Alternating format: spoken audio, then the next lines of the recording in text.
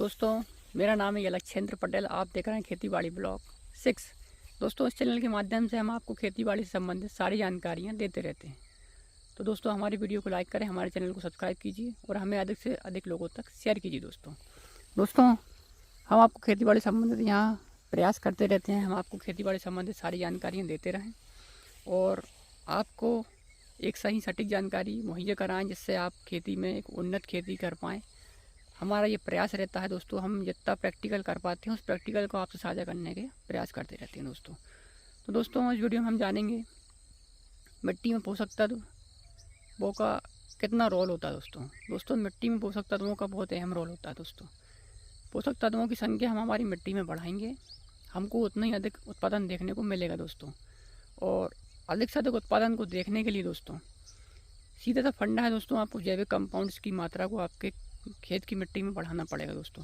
आप रासायनिक खादों के बल पर एक उन्नत खेती नहीं कर सकते हैं दोस्तों। रासायनिक खाद सिर्फ आपकी लागत को बढ़ाते हैं और पैदावार कम बढ़ पाती है दोस्तों। और पैदावार को बढ़ाना है, लागत कम करना है तो दोस्तों जैविक खेती की तरफ आपको बढ़ना ही पड़ेगा दोस्तों, जैविक खेती, मैं ये नहीं कह रहा हूँ कि आप सीधा रासायनिक से सीधा जैविक कर लें, खेती करने लग जाएं। ऐसा संभव नहीं है किसानों के लिए दोस्तों, क्योंकि एकदम आप जैविक खेती करेंगे और सीधा एकदम से जैविक खेती एकदम से अपने आपको लाभ नहीं दे पाती है। परंतु दोस्तों, जैविक खेती की तरफ एक कदम की ओर हम बढ़ें, एक कदम तो बढ़ाएं, जिससे हमें रासायनिक खादों का डबल उपयोग मिलेगा, डबल फ़ायदा मिलेगा दोस्तों। आप रासायनिक खाद को एकदम मत छोड़िए, मैं ये नहीं कह रहा हूँ एकदम छोड़ दीजिए, परंतु जैविक खेती भी आपको करनी पड़ेगी। मिट्टी में अगर आपके जो पोषक तत्व हैं उनको कम खर्चे में अगर अधिक से अधिक बढ़ाना है, उनको सॉल्युबल फॉर्म में लाना है और पोषक तत्वों की संख्या को भरपूर मात्रा में आपकी मिट्टी को लाना है, पीएच लेवल को मेंटेन रखना है, अम्लीय क्षारीय मिट्टी को बैलेंस रखना है, मिट्टी में सीईसी को मेंटेन रखना है, तो दोस्तों आपको जैविक खेती की तरफ भी बढ़ना पड़ेगा। तो जैविक खेती कोई बड़ी बात नहीं दोस्तों। जैविक खेती करने के लिए कुछ नहीं है, आपको कुछ फसलों के अपशिष्ट की ज़रूरत पड़ती है, जैव अपशिष्ट की ज़रूरत पड़ती है, पशुओं के मलमूत्र की आवश्यकता पड़ती है, पोल्ट्री फार्म की, मुर्गी फार्म की जो सड़ी गली जो खाद है उसकी ज़रूरत पड़ती है। यानी कि जो जीव जंतुओं से प्राप्त जो खाद होती है उसकी हमको ज़रूरत पड़ती है, वो जैविक खेती होती है दोस्तों। उसमें रसायनों का प्रयोग नहीं होता है।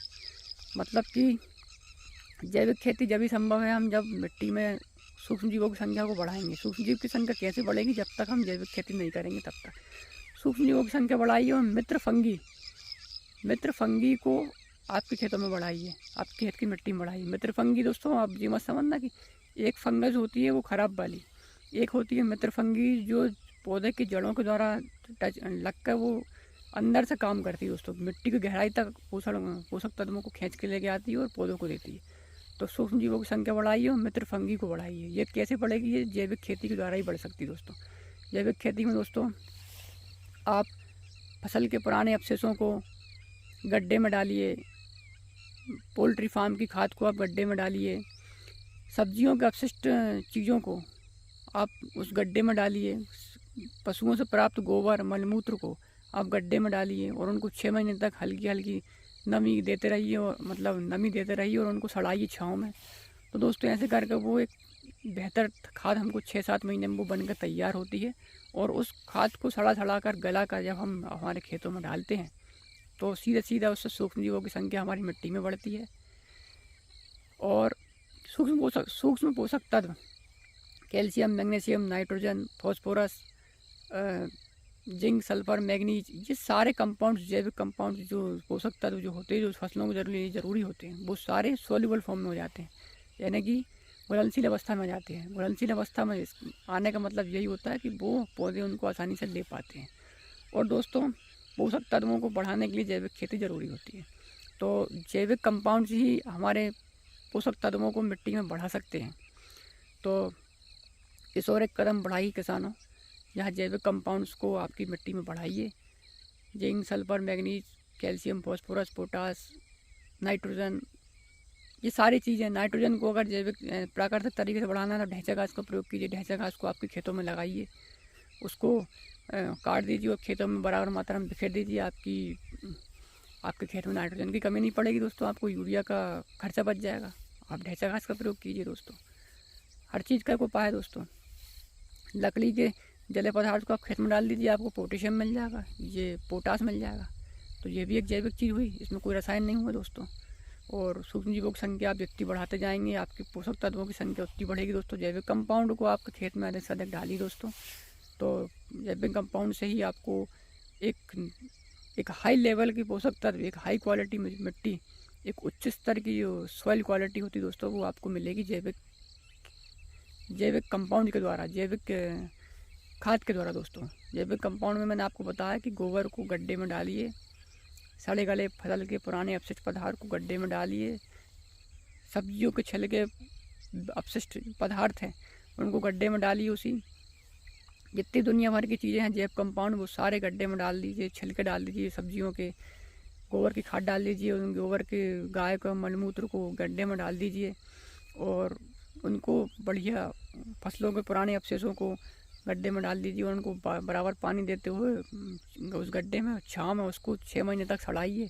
और जब वो आप उसको 6 महीने बाद देखेंगे, उसको सूंघेंगे तो उसमें बिल्कुल बदबू नहीं आएगी, यानी कि वो बिल्कुल खाद अब बिल्कुल भुरभुरी बारीक हो चुकी है, भूरे रंग की हो चुकी है और कोई बदबू नहीं है। तो समझ लीजिए वो खाद पूरी बनकर तैयार हो चुकी है आपकी। अब उस खाद को आप खेत में डाल लीजिए, आपकी जैविक खेती बिल्कुल तैयार है। आपको बहुत दुगना चुगना लाभ देखने को मिलेगा, आपकी फसल अलग ही दिखेगी दोस्तों अगर उसका आप प्रयोग करेंगे दोस्तों। तो दोस्तों जैविक खेती की ओर बढ़िए और जैविक कंपाउंड्स को बढ़ाइए और पोषक तत्वों की संख्या आपकी मिट्टी में अधिक से अधिक बढ़ाइए दोस्तों। आपको अधिक से अधिक मुनाफा देखने को मिलेगा आपकी फसलों में, आपकी पैदावार में बम्पर उत्पादन होगा दोस्तों।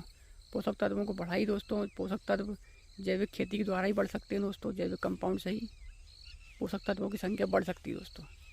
तो दोस्तों मैं आशा करता हूँ कि आपको मेरी वीडियो पसंद आई होगी, कि मैंने आपको इस वीडियो में बताया कि जैविक कंपाउंड्स खेत में कैसे बढ़ा सकते हैं, पोषक तत्व खेत में कैसे बढ़ा सकते हैं, उनको एक्टिव फॉर्म में कैसे ला सकते हैं। ऐसे एक्टिव फॉर्म में लाने के लिए जैविक खाद का ही प्रयोग करना पड़ेगा। दोस्तों आशा करता हूँ मेरी वीडियो पसंद आई है तो मेरी वीडियो को लाइक कीजिए, मेरे चैनल को सब्सक्राइब कीजिए और मुझे सपोर्ट कीजिए और मेरी वीडियो को अधिक से अधिक लोगों तक शेयर कीजिए। धन्यवाद दोस्तों। जय हिंद, जय जवान, जय किसान।